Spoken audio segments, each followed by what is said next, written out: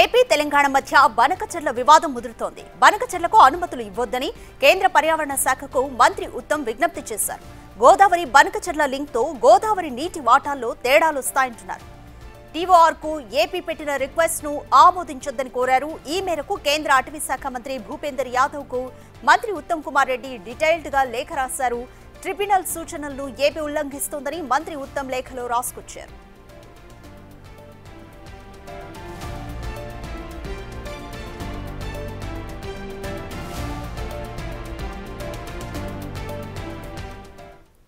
More details మా ప్రతినిధి వాసు అందిస్తారు. వాసు, బనకచెర్ల ప్రాజెక్టు వివాదానికి సంబంధించి మంత్రి ఉత్తమ్ కుమార్ రెడ్డి డీటెయిల్డ్ గా ట్రిబ్యునల్ ని ఈ సూచనలను ఏపీ ఉల్లంఘిస్తుంది అంటూ ఇంకా డీటెయిల్డ్ గా అటవీ శాఖ మంత్రికి అయితే లేఖ రాశారు.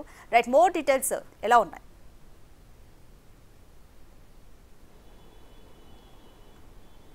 రాష్ట్ర నీటిపారుదల శాఖ మంత్రి ఉత్తమ్ కుమార్ రెడ్డి కేంద్ర మంత్రి భూపాల్ యాదవ్కు లేఖ రాశారు. ప్రధానంగా కూడా ఏదైతే పోలవరం బనకచెర్ల ప్రాజెక్టు సంబంధించి టీఓఆర్కు అనుమతులు ఇవ్వొద్దంటూ కూడా ఆయన లేఖలో ప్రధానంగా కోరడం జరిగింది.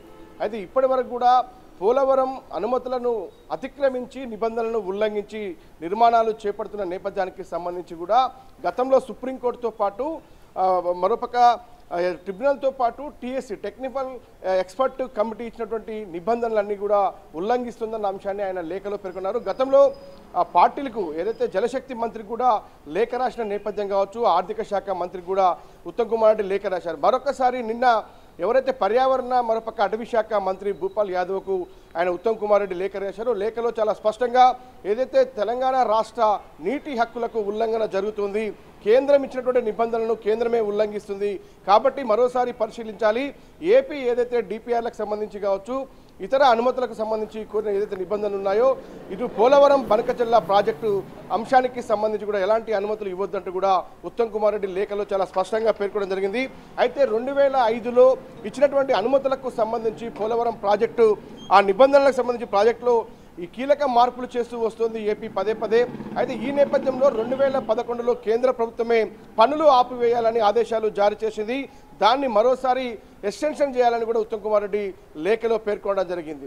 ప్రధానంగా కుడి ఎడమ కాలువలకు సంబంధించి 20,000 క్యూసెక్కుల నీటి అనుమతి ఉన్నటువంటి కుడి కాలువకు సంబంధించి 40,000 క్యూసెక్కుల సామర్థ్యాన్ని పెంచుతూ కూడా ఏపీ పనులు సాగిస్తూ ఉంది. ఇక ఎడమ కాలువకు సంబంధించి 8,123 క్యూసెక్కుల నీళ్ల అనుమతి పొందినటువంటి ఏపీ ప్రభుత్వం ఎడమ కాలువ విస్తీర్ణాన్ని కూడా పెంచుతూ క్యూసెక్కుల సామర్థ్యాన్ని పెంచుకుంటూ పోతున్న పరిస్థితి కనిపిస్తూ ఉంది.